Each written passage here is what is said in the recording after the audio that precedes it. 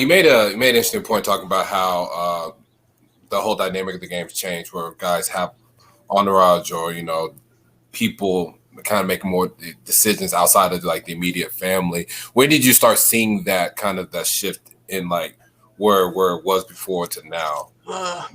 When I first took over, I was in charge of all the recruiting. The coaches would call me and they'd recruit me to get the player. So I don't miss that, but that's how it was back then. And and the parents might be involved, maybe a mom or a dad or maybe both. Usually just one, and that was about it.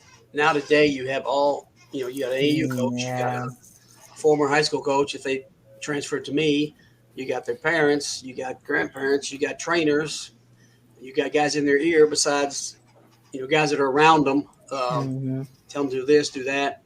So that's really changed. I would say in the last 6-8 years, it's gotten in 10 years maybe it's gotten to be, and then the coaches don't even call me. Even when they come to Oak Hill, they just show up. They'll just walk in the door, hey coach. And it used to be they'd call you, you set it all up. I mean, they just bounce in and out. Now it's totally changed.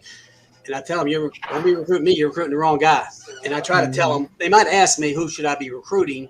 Yeah. Make sure they're recruiting, have a chance at the kid. And I'll say, here's who you need to talk to. This is who controls that kid. This is who's going to help them make the decision. So that's really changed in the last 8-10 years. And I remember going home after practice, and we used to practice in the evenings. We'd go to school all day. We'd have study hall at 6 o'clock. We'd practice at 7:30. Well, I'd be in my office till 12 every day. I mean, till midnight every night. That's when my kids were growing up. I was never at home like I should be. My house is right across the street, but I was in here talking to coaches because they were here all the time. They were calling me, or I had to return calls because I taught school back then. So it took a lot of time. So I don't miss that part of it.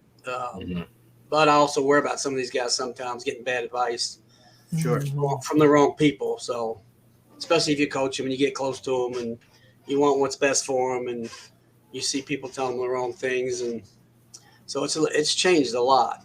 A lot of them have good people around them, but some of them don't. You hope that they listen to the right people.